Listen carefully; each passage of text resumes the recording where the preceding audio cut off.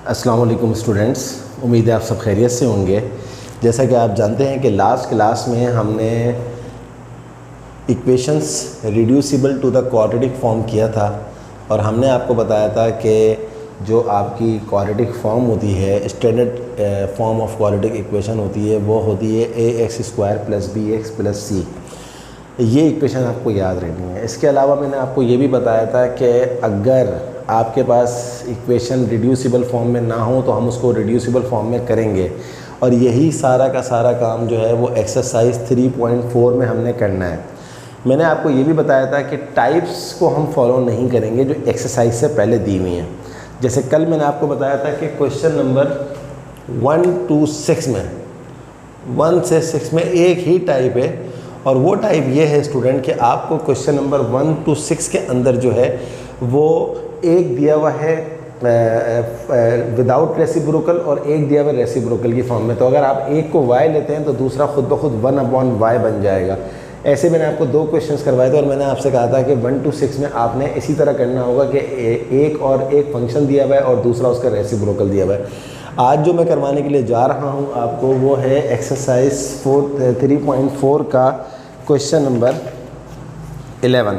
अब देखें, इसके अंदर आपको क्वेश्चन नंबर 7 से लेकर क्वेश्चन नंबर 12 तक, क्वेश्चन नंबर 7 से लेकर क्वेश्चन नंबर 12 तक आपको जो है वो सारा का सारा ये दिया हुआ है कि आपको from question number 7 to question number 12 में आपको 2 की पावर दी हुई है या आपको 3 की पावर दी हुई है। तो अगर आपको पावर की फॉर्म में दिया हुआ होगा तो याद रखिएगा, पावर की फॉर्म में जब आपको क्वेश्चन दिए जाते हैं तो एक पावर छोटी होती है और एक पावर बड़ी होती है। अब इसको पहचाने कैसे कि एक पावर छोटी है और एक पावर बड़ी है, उसके लिए हम देख लेते हैं क्वेश्चन नंबर 11 में। यहाँ लिखा हुआ है हमारे पास 2 की पावर 2x + 3 - 9 डॉट, यहाँ पर डॉट का मतलब है मल्टीप्लाई, 9 × 2 की पावर x + 1 = 0। अब हमें तलाश करना है कि इसमें कौन सी छोटी पावर है जिसमें x है। कैसे तलाश करेंगे? सबसे पहले आप इसको देखिए गौर से। ये लिखा हुआ है 2 की पावर 2x + 3। तो अगर आप इसको ब्रेक कर दें तो ये हो जाएगा 2 की पावर 2x मल्टीप्लाई बाय, यहाँ पर डॉट का मतलब ख्याल रहे कि मल्टीप्लाई है, मल्टीप्लाई बाय 2 की पावर 3। इसको हमने ऐसा क्यों किया? इसलिए कि हम इसको ऐसा इसलिए बना सकते हैं कि अगर बेस सेम हो तो पावर्स ऐड हो सकती हैं। देखें, दोनों की बेस सेम है, पावर ऐड होगा तो दोबारा 2x + 3 बन जाएगा। -9 × 2 की पावर x, इसको मैंने कुछ भी नहीं किया है, +1 = 0। अब स्टूडेंट देखें, इसके अंदर आपको नज़र आ रहा होगा कि एक पावर जो x की है वो छोटी है और दूसरी पावर जो x की है वो बड़ी है। अब कैसे पता लगेगा कौन सी छोटी है कौन सी बड़ी है? बहुत आसानी से पता लग रहा है। यहाँ पर है आपके पास 2 की पावर x और यहाँ पर है आपके पास 2 की पावर 2x। तो ऑब्वियसली स्टूडेंट 2 की पावर 2x छोटी होती है और 2 की पावर 2x बड़ी होती है। 2x जो होता है वो x से बड़ा होता है, यानी कि हम कह सकते हैं कि 2x जो है यहाँ पर वो x से बड़ा है। ये जो साइन है ये ग्रेटर देन की है, तो इसलिए आपने डिसाइड कर लिया अब कि आपके पास 2 की पावर x जो है वो छोटी है और 2 की पावर 2x जो है वो बड़ी है। अब तमाम के तमाम questions from question number 7 to question number 12 में जब आपने ये डिसाइड कर लिया कि कौन सी पावर छोटी है, तो अब अगला काम ये होगा कि छोटी पावर को आप लेट कर लेंगे कि लेट y = 2 की पावर x। बड़ी पावर को नहीं लेंगे, छोटी पावर को लेंगे। लेट y = 2 की पावर x ले लिया। अब हमें इसके साथ एक ऐसा काम करना है कि हमारे पास अगली चीज़ जो है, क्योंकि देखें जब आप सब्स्टिट्यूशन करते हैं तो अगर आप y की फॉर्म में क्वेश्चन को ट्रांसफ़र करना चाह रहे हैं तो पूरा का पूरा क्वेश्चन y की फॉर्म में ट्रांसफ़र होगा। ये नहीं हो सकता कि यहाँ पर 2 की पावर 2x ही रहे, ये 2 की पावर 3 है -9 और ये 2 की पावर x बन जाए y। नहीं, अगर ये y की फॉर्म में आया है तो इसको भी y की फॉर्म में लाएंगे। तो अगर y = 2 की पावर x है और अगर हम SBS कर लें, SBS stands for squaring on both side, अगर आप कर लें तो ये हो जाएगा 2 की पावर x का स्क्वायर और y का स्क्वायर। और आप ये बात जानते हैं कि पावर के ऊपर पावर अगर आ जाए तो वो मल्टीप्लाई होती है, तो x × 2 हो जाएगा 2x और y का स्क्वायर हो जाएगा y। तो ये आपके पास आ गया y² = 2x, यानी कि अब जहाँ पर आपके पास 2x है वहाँ पर आप रख देंगे y, और जहाँ पर आपके पास 2 की पावर 2x है वहाँ पर आप रख देंगे y²। तो चलिए रख देते हैं। देखें 2 की पावर 2x था, ये आ गया y² मल्टीप्लाई बाय 2 की पावर 3, 2 की पावर 3 क्या होता है 2 into 2 into 2, 2 to the 4, 4 to the 8, तो ये हो गया Y square into 8 minus 9 into 2 की पावर एक्स, 2 की पावर एक्स किसके बराबर है y, 9 into y plus 1 is equal to 0। अब इसको थोड़ा सा सिम्प्लीफाई करके लिख दीजिए, 8 इंटू वाई हमारे पास हो जाएगा 8 वाई स्क्वायर, 9 इंटू वाई हमारे पास हो जाएगा 9 y plus 1 is equal to 0। तो अब इसके बाद अगला स्टेप क्या है, ये आपके पास आ गया है कंप्लीट। इसको मैं रब कर देता हूँ, नेक्स्ट में फिर बता दूंगा एक दफ़ा। अब हमारे पास ये आ गया है standard form of quadratic equation में। कैसे कि पहला वाला स्क्वायर हो, दूसरा वाला विदाउट स्क्वायर हो और तीसरा वाला कांस्टेंट हो और उस साइड पे लाजमी ज़ीरो आना चाहिए। तो देखें आपके पास आ रहा है। तो अब क्वाड्रेटिक इक्वेशन को सॉल्व करने के कितने मेथड होते हैं, मिडिल टर्म ब्रेक होता है जिसको आप फैक्टराइजेशन कहते हैं, कंप्लीटिंग स्क्वायर मेथड होता है और क्वाड्रेटिक फार्मूला होता है। आपको जो मेथड अच्छा लगता है आप उस मेथड से इसको सॉल्व कर लें। ये कंसर्न नहीं है चेक करने वाले को, इससे कोई कंसर्न नहीं है कि आप कौन से मेथड से इक्वेशन सॉल्व कर रहे हैं। लास्ट क्लास में मैंने बताया था कि पर्सनली मुझे फैक्टराइजेशन यानी कि मिडिल टर्म ब्रेक पसंद है। और क्यों पसंद है कि मैं समझता हूँ कि as compare to completing square और as compare to quadratic formula जो है वो जल्दी हो जाता है। तो देखें इसको मिडिल टर्म ब्रेक कर लेते हैं। 1 8 ज़ा 8, 8 वाई स्क्वायर ऐसे ही आ गया, ये 1 ऐसे ही आ गया और 9 वाई ब्रेक हो जाएगा, 8 1 ज़ा 8, 8 और 1 9। आई होप कि अब आपको समझ में आ गया होगा कि कैसे करते हैं इसको। तो अब आप क्या करें, इन दोनों को अलग ले लें, इन दोनों को अलग ले लें। इन दोनों में हमारे पास आ रहा है 8 वाई, तो यहाँ बचेगा वाई माइनस 1। इन दोनों में हमारे पास कुछ भी कॉमन नहीं आ रहा सिवाय 1 के, एक्सेप्ट 1। तो 1 जब कॉमन आ रहा है तो जब कुछ भी कॉमन नहीं होता तो 1 ले लेते हैं। तो माइनस 1 ले लिया, minus minus plus y minus plus minus 1। तो ये हमारे पास अब देखें दो ब्रैकेट सेम हो गई, वाई माइनस 1 वाई माइनस 1। इसको एक दफ़ा लिख लें तो बाकी क्या बचा 8 वाई और माइनस 1 और इज इक्वल टू 0। अब इसके बाद हमारे पास 8 वाई माइनस 1 भी 0 के बराबर और y minus 1 is equal to 0 भी 0 के बराबर आ गया। अब इसके बाद आपने इसको वैल्यू निकालनी है। तो 8 वाई इज इक्वल टू 1 हो गया और वाई माइनस 1 को वहाँ भेज दें, वाई इज इक्वल टू 1 हो गया। यहाँ से आपके पास वाई आ जाएगा 1/8 क्योंकि 8 मल्टीप्लाई हो रहा है और यहाँ से आपके पास आ जाएगा वाई इज इक्वल टू 1। तो स्टूडेंट ये दो वैल्यूज़ आपके पास वाई की आ गई हैं। एक आ गई है वाई इज इक्वल टू 1/8 और एक आ गई है वाई इज इक्वल टू 1। अब वही बात जो मैंने लास्ट क्लास में करी थी, क्या ये हमारा फाइनल आंसर है? ऑब्वियसली नॉट, क्योंकि क्वेश्चन है एक्स की फॉर्म में तो आंसर भी एक्स की फॉर्म में आना चाहिए। ये तो हमने अपनी आसानी के लिए इसको वाई की फॉर्म में लेकर आए थे। तो अब ये दोनों वैल्यूज़ 1 बाय 1 ले लीजिए। यहाँ ले लिया मैंने, take y is equal to 1/8। Y खुद क्या है 2 की पावर एक्स, तो वाई की जगह पर 2 की पावर एक्स रख दिया इज इक्वल टू 1/8। 2 की power x is equal to 1/8। 8 student खुद क्या होता है 2 की पावर 3 होता है, तो 8 की जगह पर आपने रख दिया 2 की पावर 3।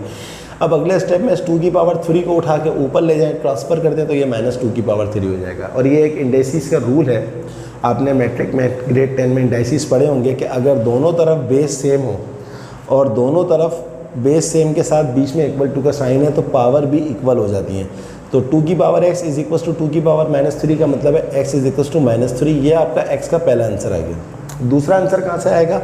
आप इस y इज इक्वल टू 1 को ले लीजिए, take y is equal to 1 और y क्या था 2 की पावर x, 1 ऐसे ही आ गया। अब 1 की जगह पर हम लिख देते हैं 2 की पावर 0। तो देखें किसी भी चीज़ की पावर 0 क्या होती है 1 होती है। अब 2 की पावर 0 ही क्यों लिया इसकी जगह पर, उसकी वजह यह है कि हमें दोनों तरफ 2 चाहिए तो हम इसके ऊपर इंडाइसिस का रूल लगा देंगे। इंडाइसिस का रूल क्या होता है, बेस सेम होगी तो पावर्स भी इक्वल हो जाएंगी। तो that's why we put y की जगह पर हमने 2 की पावर 0 ले लिया। तो बेस सेम हो गई थी तो आपके पास हो गया 2 की power x is equal to 2 की power 0। This implies that x is equal to 1। तो स्टूडेंट ये आपके पास -3 x की वैल्यू आ गई और दूसरी वैल्यू आ गई 1 और ये आपका सोल्यूशन सेट है। तो ये आपका हुआ फाइनल आंसर। आई होप कि आपको समझ में आ गया होगा कि ये हमने किस तरह निकाला। और मैंने आपको क्या बताया कि क्वेश्चन नंबर 7 से लेकर 12 तक सारे के सारे इसी टाइप के होंगे कि जिसमें आपको एक पावर छोटी दी हुई होगी, एक पावर बड़ी दी हुई होगी। आप छोटी वाली को y ले लेंगे, फिर इसका स्क्वायरिंग करेंगे और स्क्वायरिंग करके फिर वो क्वाड्रेटिक इक्वेशन बन जाएगी। देखें 1 से लेकर 25 तक जितने भी क्वेश्चंस हैं उन सब के अंदर जो है आपको हर क्वेश्चन को रिड्यूस करना है किस फॉर्म में, standard form of quadratic equation. फिर उसको किसी भी मेथड से, फैक्टराइजेशन से या किसी भी मेथड से आप इसको सॉल्व कर लेंगे। चलें, तो ये तो हो गया क्वेश्चन नंबर 7 to 12 का प्रॉब्लम सॉल्व हो गया। 7 to 12 इसी तरह होंगे। अब हम चलते हैं आगे। अब हम बात करते हैं अगले क्वेश्चंस की। नेक्स्ट जो हमारे पास क्वेश्चन है वो है 14, 15, 16। 14, 15, 16 इन तीनों क्वेश्चन में एक चीज़ सेम है। क्या सेम है कि आपको जो highest power of the variable नज़र आ रही होगी वो नज़र आ रही होगी 4। तो 14, 15, 16 इन तीन क्वेश्चन के अंदर आपको हाईएस्ट पावर 4 नज़र आ रही है। तो अगर आपको हाईएस्ट पावर 4 नज़र आ जाए तो फिर आप क्वेश्चन कैसे करेंगे? तो मैं आपको एक क्वेश्चन करवा देता हूँ, मैं आपको 15 करवा देता हूँ, 14 और 16 आपको समझ में खुद ब खुद आ जाएगा, क्योंकि तीनों क्वेश्चन के अंदर हाईएस्ट पावर जो है वेरिएबल की वो 4 है। चलें क्वेश्चन नंबर 15 करते हैं। ये रहा question number 15। Question number 15 is solve this equation 1 + t - 4t² + t³ + 4 is t की पावर 4 इज इक्वल टू 0। अब स्टूडेंट इस इक्वेशन को सॉल्व करने के लिए अगर हम इसको पहले डिसेंडिंग ऑर्डर में लिख दें, डिसेंडिंग ऑर्डर का मतलब होता है हाईएस्ट पावर को सबसे पहले लिखें, फिर उससे लोएस्ट पावर, फिर उससे लोएस्ट पावर, फिर उससे लोएस्ट पावर। तो ये t4 पहले आ गया, उसके बाद t³ - 4t² + t + 1 is equal to 0। इस स्टेप से इस स्टेप में कुछ भी नहीं हुआ सिवाय इसके कि मैंने इसको रीअरेंज कर दिया। रीअरेंज इस तरह कर दिया कि हाईएस्ट पावर को पहले लिख दिया। तो अब आपके पास क्योंकि पावर 4 नज़र आ रही है, तो पावर 4 वाले क्वेश्चंस का जो रूल है वो ये है कि आप डिवाइड कर दें, divide whole equation by t², यानी कि पूरी इक्वेशन की हर टर्म को t² से डिवाइड कर दें। तो ये आ गया t4/t² + t³ /t² - 4t² + t² + t² is equal to 0/t²। अब आपके पास ये देखें, ये t² इसके स्क्वायर से कट गया, ये आ गया t², ये t² मैंने यहाँ लिख दिया। ये t² इसके क्यूब से कट गया, 1 आ गया, ये आ गया t। ये t² पूरा का पूरा t² से कट गया, तो सिर्फ क्या आ गया -4।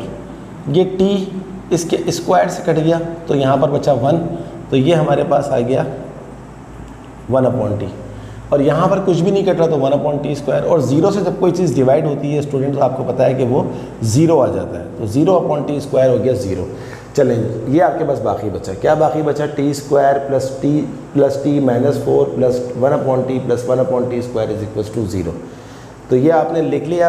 अब हम इसको फिर रीअरेंज कर देते हैं कि सारे स्क्वायर वाले को एक तरफ कर देते हैं, सारे t वालों को एक तरफ और सारे कॉन्स्टेंट्स को एक तरफ। देखिए, ये t² + 1/t² इसके साथ लिख दिया, ये +t, ये +1/t, ये -4 इज इक्वल टू 0। ये आपने क्या किया यहाँ पर?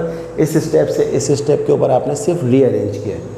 और आगे चलते हैं, अब लेट कर लेते हैं इस छोटे वाले को, ये जो आपके पास t वाला है, let x is equal to t + 1/t। अब आप क्या करें? स्क्वायरिंग ऑन बोथ साइड कर दें। स्क्वायरिंग ऑन बोथ साइड कैसे होगी? x का भी स्क्वायर हो जाएगा और t + 1/t का होल स्क्वायर हो जाएगा। x का स्क्वायर x² होता है, इसको आप एक्सपेंड कर दें a + b के होल स्क्वायर के फार्मूले से। यहाँ पर a क्या होगा t और b क्या होगा 1/t। तो a² यानी कि t² + 2ab यानी कि 2 × t × 1/t + 1/t का होल स्क्वायर। ये आपके पास आ गया। ये t से काट दें हम, तो क्या बचेगा आपके पास? x² is equal to t² + 2 × 1 = 2 + 1/t²। अब अगर आप इस 2 को उधर भेज दें तो ये हो जाएगा x² - 2, क्योंकि +2 था, यहाँ -2 हो गया, तो ये हो गया t² + 1/t²। यहाँ तक हम पहुँच गए। अब आप गौर से देखें, ये जो आपके पास t² + 1/t² है, इस पूरे की जगह पर आप क्या रखेंगे? x² - 2, ये रख दिया आपने, प्लस इसके बाद देखें, ये है आपके पास t + 1/t, ये वाला। इस t + 1/t को किसके बराबर रखेंगे आप? x के बराबर, क्योंकि आपने इसको x लेट किया है, ये आ गया x -4 इज इक्वल टू 0। और आगे देखें, x² x -4 और -2 -6। स्टूडेंट देखें, हर question reducible to quadratic form में आना चाहिए। ये कितना बड़ा सवाल लग रहा था, लेकिन होते होते होते होते आखिरकार किस में आ गया? रिड्यूसिबल टू क्वाड्रेटिक फॉर्म में। अब जो क्वाड्रेटिक फॉर्म में आ गया तो आप इसको जिस मेथड से चाहे सॉल्व कर दें। मैं इस पर लगा देता हूँ मेथड ऑफ फैक्टराइजेशन यानी कि मिडिल टर्म ब्रेक। तो देखिए एक्स स्क्वायर ऐसे ही आ गया, -6 ऐसे ही आ गया, ये एक्स है, 6 1 6, 3 2 6, 3 - 2 1। तो ये इस x की जगह पर मैं लिख रहा हूँ 3x - 2x - 6 = 0।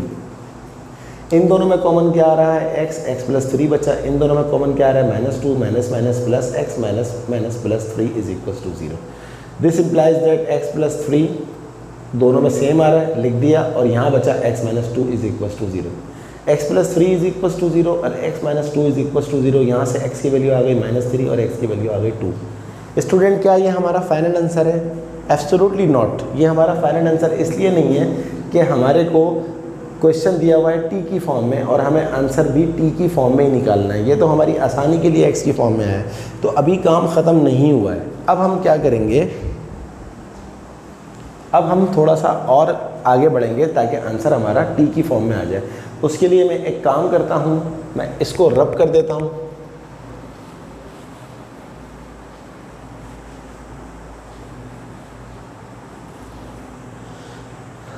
अब दो वैल्यूज़ आपके पास आ रही हैं x की, एक -3 और एक 2। तो एक आप ले लीजिए टेक x = -3। अब x आपके पास था क्या, x आपके पास है t + 1/t। तो ये आपके पास आ गया t + 1/t = -3। अब आपने इसको सॉल्व करना है। स्टूडेंट इसको सॉल्व करने के लिए क्या करेंगे, LCM ले लेंगे। ये आपके पास आ जाएगा t × t t से t कट गया 1 = -3। ये हो गया t² + 1 = t को वहाँ शिफ्ट कर दें -3t। t² + 3t + 1 = 0। ये क्या आ गया आपके पास, ये फिर एक क्वाड्रेटिक इक्वेशन बन गई। और जब क्वाड्रेटिक इक्वेशन बन गई तो फिर आप इसको दोबारा सॉल्व करेंगे बाय यूजिंग कंप्लीटिंग स्क्वायर और बाय यूजिंग फैक्टराइजेशन और बाय यूजिंग क्वाड्रेटिक फार्मूला। तो फैक्टराइजेशन से करने की कोशिश करते हैं। देखें इसके फैक्टर बन ही नहीं सकते। नोट करें 1 1 = 1, तो और हमें चाहिए 3।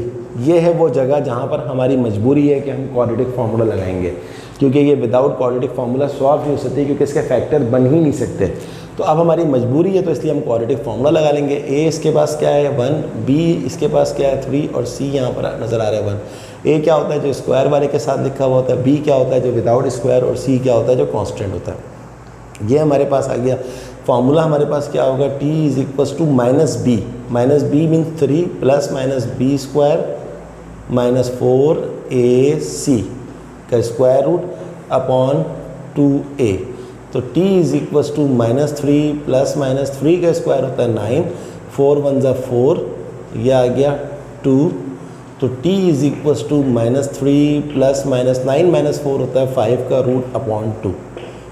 इससे आगे हम मज़ीद इसको सॉल्व नहीं कर सकते, क्योंकि उसकी वजह यह है कि यहाँ पर इससे आगे अब मज़ीद 5 का रूट पॉइंट में आएगा तो कोई ज़रूरत नहीं है। आई रिपीट अगेन, फिर मैं अपना वही वाला क्वेश्चन रिपीट करता हूँ। क्या ये हमारा फाइनल आंसर है? नो, क्योंकि हमने x की एक वैल्यू ली थी -3। अब हमें x की दूसरी वैल्यू भी लेनी है 2। तो ले लेते हैं x की दूसरी वैल्यू 2।